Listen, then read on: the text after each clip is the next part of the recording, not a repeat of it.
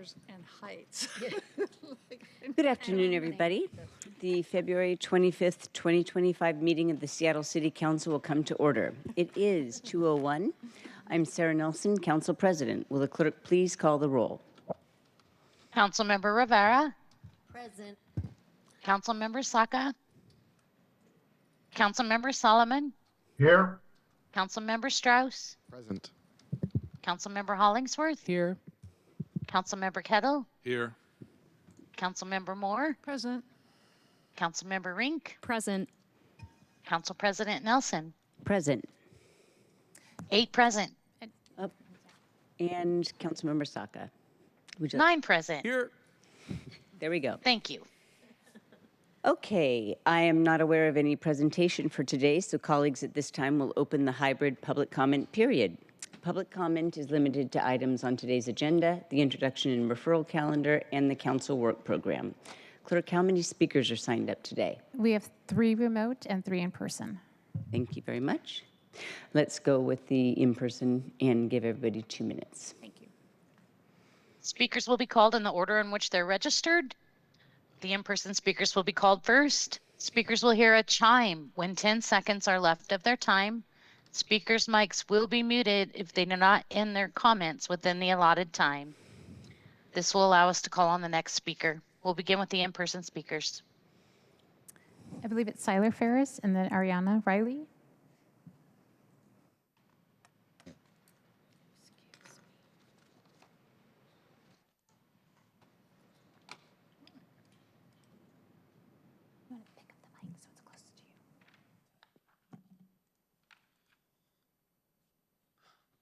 I am here because I am concerned about whether we are maintaining a democracy or sliding into something more dangerous.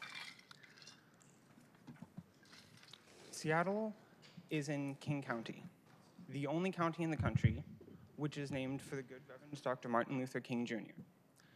In his now famous speech, The Other America, he discussed how in his time there were riots, and the reason that there were riots was because the legislatures were failing to pass legislation that ensured equity, and the executive and the judiciary were not fully enforcing what the legislatures did pass. He also was clear that he condemned violence. He was not supporting riots. The best way to deal with protests that might grow out of control in a democracy is to address the underlying problems that lead to the protests to begin with, and not to suppress them violently. Ariana Riley and then Alex Zimmerman.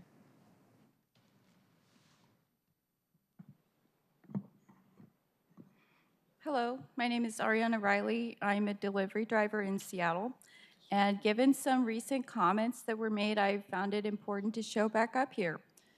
Some of you here that look like me may have guessed, but for those that don't know, I'm mixed. My dad is Black. So when I hear comments talking about how to help Black families in Seattle, and one suggestion being to mess with gig worker pay, that specifically applies to me. Pay Up has been a lifesaver. I have found myself suddenly in charge of financially providing for not just myself, but 2 other elderly family members that are ill and cannot work, and Pay Up allows me to do that. My first priority right now is making sure my family doesn't end up on the streets because we lose the ability to keep the bills paid. Anyways, here we are 1 year later, and the dire predictions have not come true. Restaurants are doing fine, drivers are doing fine. The only restaurants that closed in the immediate aftermath of Pay Up were a couple that had been complaining daily to the media, not because of Pay Up, but because nobody likes a complainer. I addressed this at the time. The market is doing well, and a suggestion of the way to help Black families being to lower wages is insulting and frankly a direct threat to me and my family.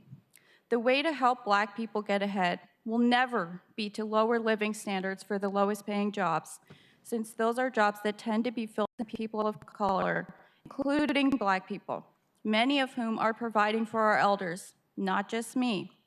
Once again, I will repeat here, a rising tide lifts all boats. That's what Pay Up has done. Leave it alone. Thank you.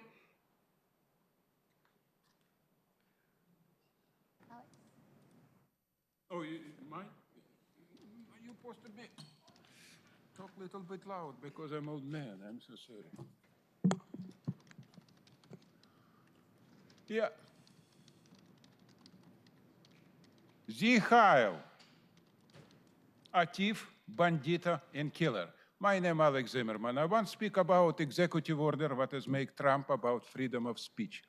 Why President Trump make executive order 2 weeks ago about freedom of speech? We have freedom of speech for 250 years. Why he did this? Because we don't have freedom of speech. It's a problem what is we have.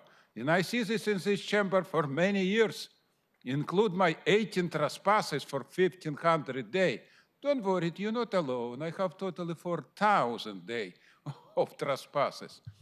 So, but right now, because we have an executive order, when you don't do it like supposed to be by law in executive order, freedom of speech, 2 minutes, or probably 3 minutes in better room, 1 time per week, you know what it means, what is stopping your controlling totally, you know what it means, you start acting like a criminal. Executive order cannot broken like you broke before and doing everything what is you want, because by definition, you are Nazi bandita. That's exactly who you are. So right now, when you start doing this, 1 minute or another situation like this, you know what it means, you don't open better room in City Hall 1 day per week for free conversation for 3 minutes, like every civilized city have, you know what it means. Sorry guys, we will go to policemen. You complain about this because you are criminal right now. So remember this, it's executive order, what is you cannot broken because executive order dominate every government point in this country, totally.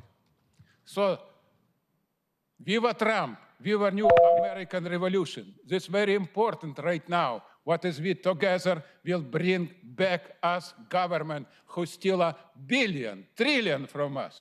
Thank you very much. We'll now move into our remote speakers. As a reminder to our remote speakers, please press *6 after you have heard the message that you have been unmuted. Our first remote speaker is Alberto Alvarez, and he will be followed by Maya Kelly. Go ahead, Alberto.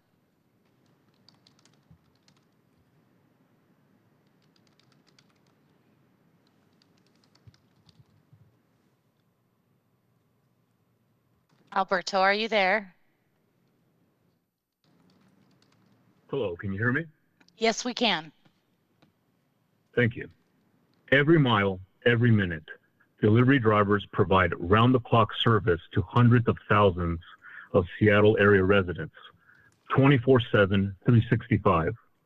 Every day, we endure hours of gridlock from the return to office traffic, as well as the dangers of driving during extreme weather and power outages. Recently, during the night for the comp plan hearing, roads were covered in sleet and snow. We were still out here delivering hot meals, medications, emergency supplies, and more.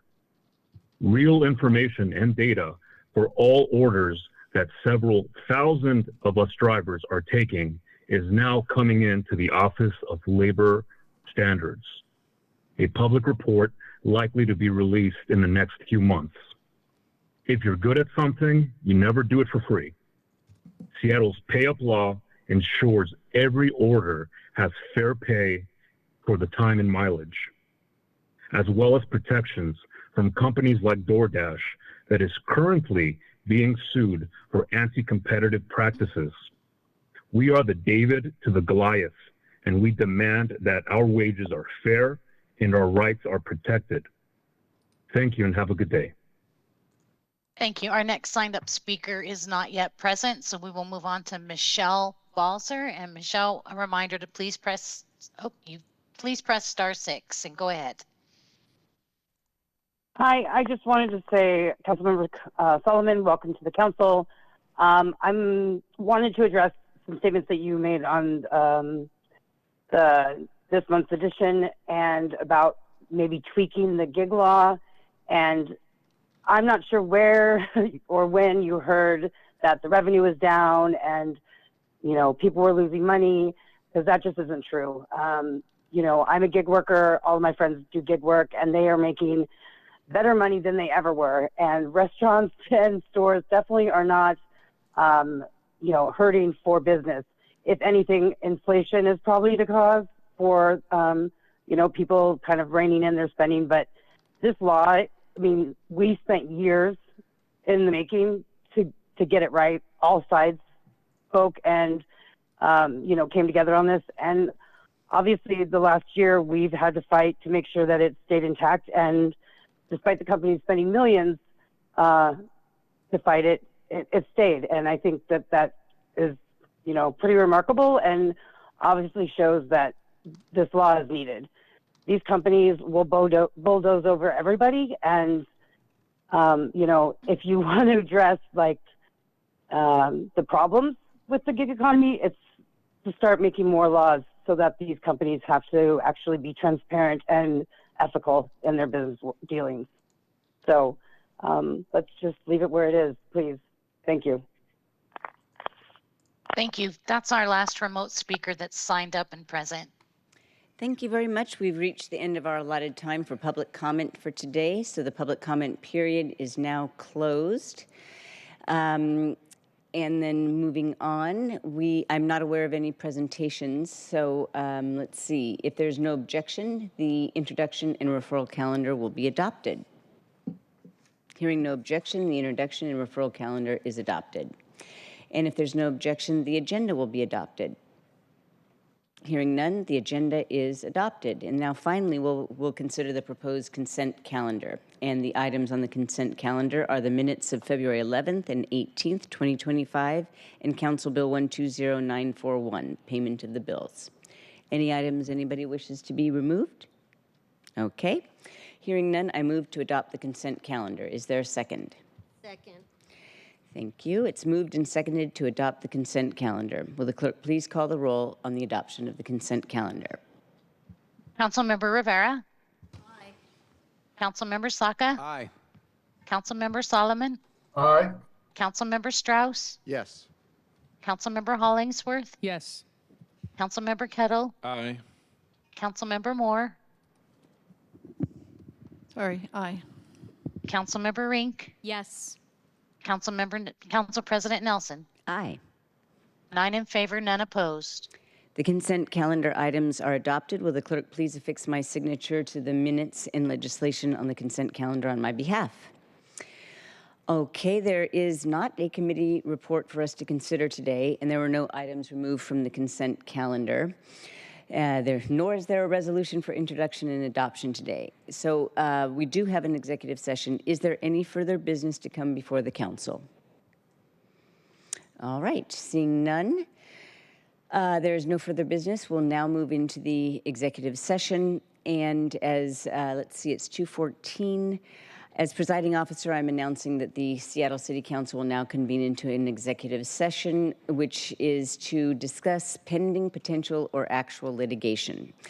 So the consent calendar, the executive session is usually slated for about an hour. So I will say that 3:30. That is the time that, so the executive session will go until 3:30, but if it is extended, I will come back on and give the approximate time that we need to finish the executive session. And if the council meeting will end on its own when we are finished with the executive session. So with that, I will say the executive session is now, we're now closing for the executive session. I'll see you back in our offices for the beginning of that. Okay, hearing once, hearing twice. Okay, let's go ahead and continue.